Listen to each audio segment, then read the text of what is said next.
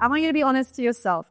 Who here currently or ever has felt fear and anxiety about speaking on a stage or speaking in front of a big group of people? Put your hand up. Yeah. Did you know that public speaking is one of the biggest fears in the world?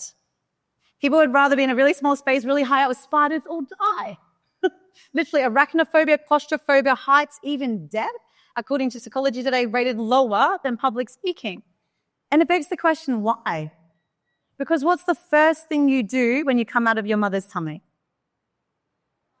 You cry. You use your voice. You go, I'm here, world. Let me be heard. Let me share my needs. Let me use my voice. But what happens over the years is we have trauma, sadness, experiences of grief, the times when we don't feel like our voice matters. And then what happens? We feel like our voice is not as important anymore. Who's been there? Right?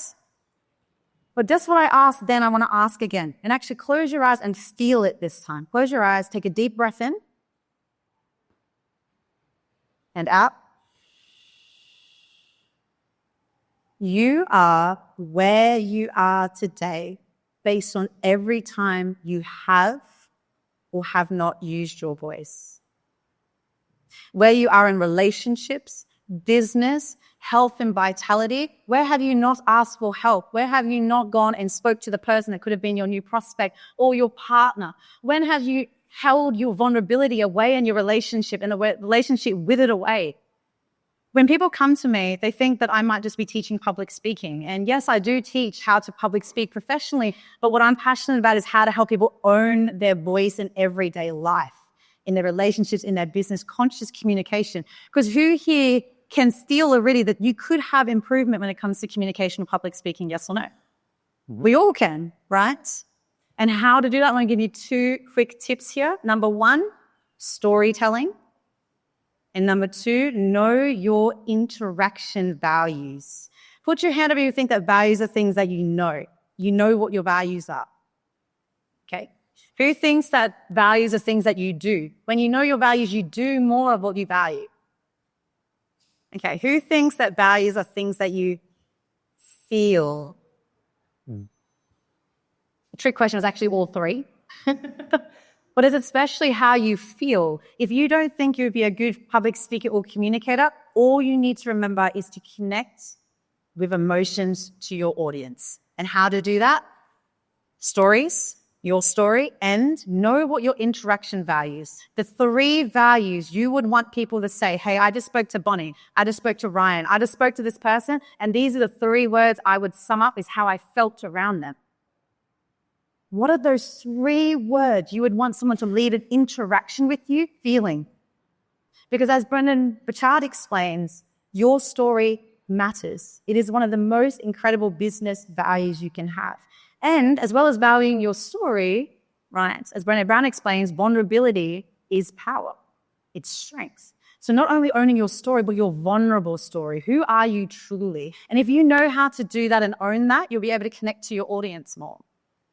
Now, I know this from experience. I'm a first-generation Australian. I'm half Dutch, half Chinese. I went through racism, bullying, kicked to the ground, spat on, being told to go back to my home country, even though I was born in Australia. And I was made fun of. I was afraid to put my hand up in class. I've thought that it would be the end of the world if I spoke in front of a small group in my class, let alone I'm grateful, very, very grateful now to speak in front of audiences of hundreds and even hundreds of thousands when I reached the world stage of public speaking. And I never, ever would have gotten there if it wasn't for owning my story and knowing what are the 3 values I would want to leave behind with how someone feels after hearing me speak or interacting with me. So just think to yourself right now, take a moment. What are 3 words you would want someone to leave a conversation, interaction with you feeling? Feel those words in yourself. Is it inspiration? Is it safety? Is it positivity? Is it wisdom?